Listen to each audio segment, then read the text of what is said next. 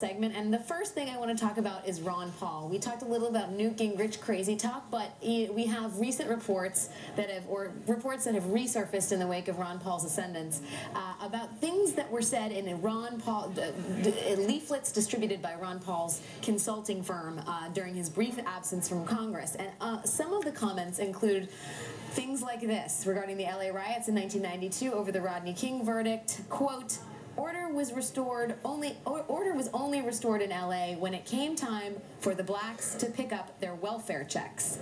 And AIDS can be transmitted by saliva. Ron Paul told CNN in 2008 that he didn't write them. He doesn't know who did. His campaign has totally disavowed the comments. What does this mean for someone who is ascendant?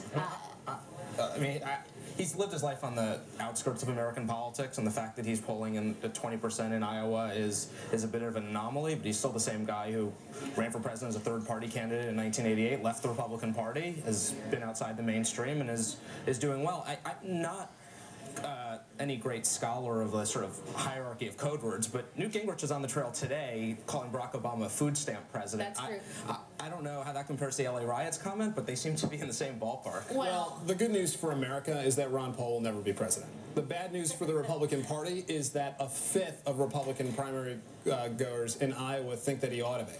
I mean, what does that say about the state of the Republican And Party? that there is great fear among the Republican Party that Ron Paul may take Iowa. But I think most importantly, if he does win the Iowa caucus, it just shows how irrelevant the Iowa caucus has thus become. I mean, it's something that I have never put in great credence into the Iowa caucus, and I think if Ron Paul wins, this is truly the end of the meaning of the Iowa caucus in American politics. The end of the Iowa caucus. All right, let's move on to MTV. MTV is launching a revamped